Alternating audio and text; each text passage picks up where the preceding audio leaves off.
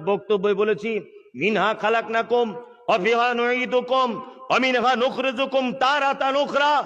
এই বলে মাটি দেওয়া যাবে না, বেদাত। বিসমিল্লাহ বলে মাটি দিতে হবে।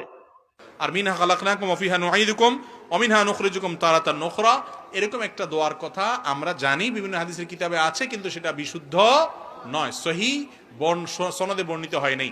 সহিহ সনদে বর্ণিত হয়েছে বিসমিল্লাহি ওয়া আলা সুন্নাতি রাসূলিল্লাহ বা মিল্লাতি রাসূলিল্লাহ। মুহতারাম, মৃত ব্যক্তির কবরে মাটি দেওয়ার সময় নিম্নোক্ত দোয়াটি পড়া যাবে কি? মিনা খালাকনাকুম ওয়া ফিহা নুঈদুকুম ওয়া মিনহা নুখরিজুকুম। জি না।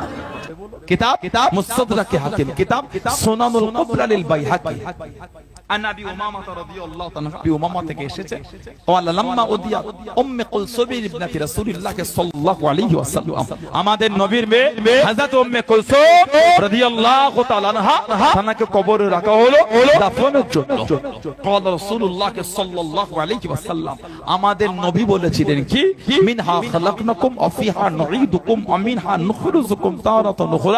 এটা আমাদের নবী বলে নবীর মেয়ের কবরে মাটি দিয়েছিলেন। সুবহানাল্লাহ বললেন না? আরেকটা রিওয়ায়াত আল্লামা হাফিজ ইবনে কাসির রাহমাতুল্লাহ, তিনি তার তাফসীরের মধ্যে কোরআন শরীফ সূরা তাহা 55 নম্বর আয়াতে তাফসীর করতে গিয়ে উনি একটা হাদিস শরীফ নকল করেছেন। ফিল হাদিসিল্লাযী ফি সুনান, সুনানের কিতাবে যিকির হয়েছে আন্না রাসূলুল্লাহ সাল্লাল্লাহু আলাইহি ওয়াসাল্লাম হাদারা জানাজাত, নবী পাক একটা জানাজায় হাজির হলেন। ফালাম্মা দুফিনাল মাইয়িত, ফালাম্মা মানে যখন, দুফিনাল মাইয়িত যখন মাইয়িতকে দাফন করা হচ্ছে, আখাযা কাবযাতান মিনাত তুরাব, মানে মাটি, নবী পাক এক মুঠো মাটি দিলেন, নবী পাক এক মুঠো মাটি দিলেন।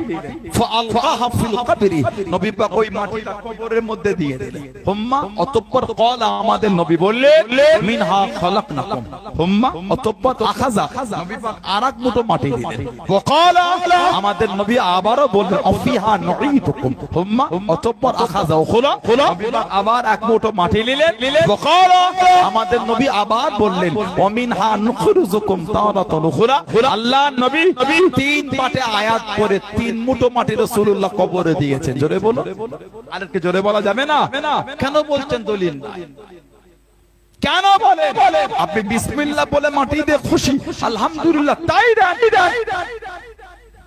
আপনি অন্যজনের বেলায় কেন অধিকারটা রাখলেন এই রকম কথা বলা? আপনি তো আলেমও নয়, বাংলাও ঠিক মতন পড়তে পারেন না, মজবুত হন।